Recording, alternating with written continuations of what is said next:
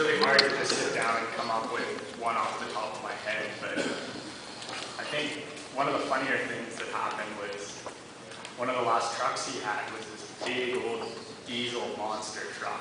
And he'd drive around in this thing, and it was almost a soothing noise, the big diesel, like vroom, vroom, vroom, vroom, vroom. Well, my friend Aaron and my dad and I went up to Tofino to go camping. And we camped for a while, and coming back, we thought we'd take a shortcut on these logging roads.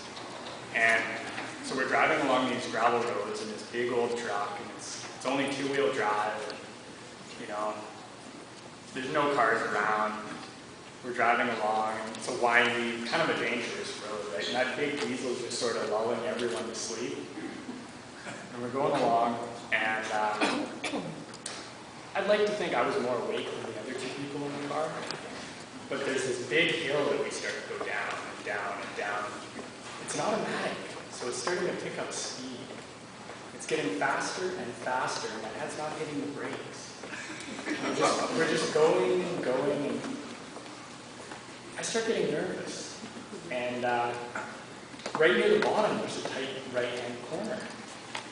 And just as we get to that corner, I snap and I grab the dashboard like I'm bracing for impact. And at the exact same time, Aaron goes real quick, "Doug, I think you should slow down."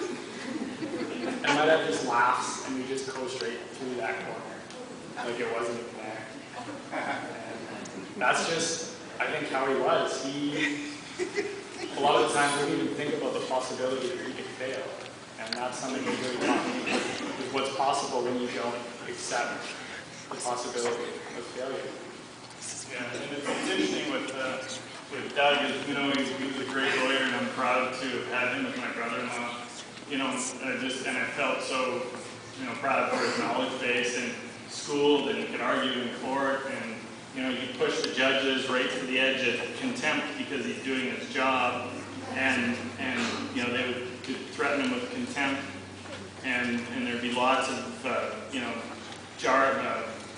fighting back and forth, or what would you call it, like between, you know, the two sides. But at the end, you know, I think more than one judge would come up to him and say, you know, I appreciate that because you are not scared of me, and you're not scared to defend your client.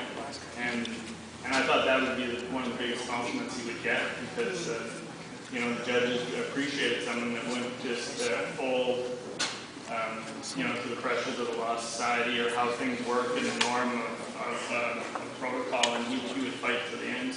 So having known that, and I always admired that, but one of the first times that I saw Doug's new house they bought 25 years ago or so was, I think, me and one of my brothers were driving up the lane, and one thing you guys know about Doug probably is he enjoyed the outdoors, he enjoyed the country, he enjoyed this province and Canada. He loved Canada, he loved the trees, he loved the environment.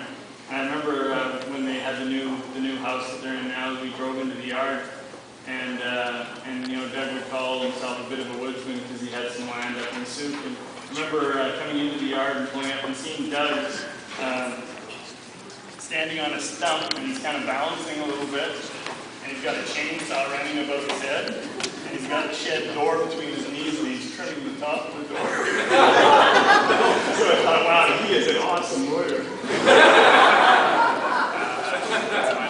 Yeah, so we all have great stories about Doug, and you know, Doug was a vegetarian, and it really introduced salmon to our household. So our turkey dinners would often have salmon at them, and he never had that before.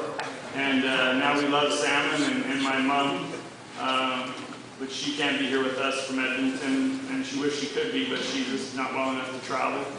Now she has salmon a lot, and we all have salmon. We really think of Doug as salmon, and we love coming out here and visiting Doug in Victoria, and we have nothing but fun stories and memories, and Doug was so well-faceted and knew so many different people, but he was a very fair man.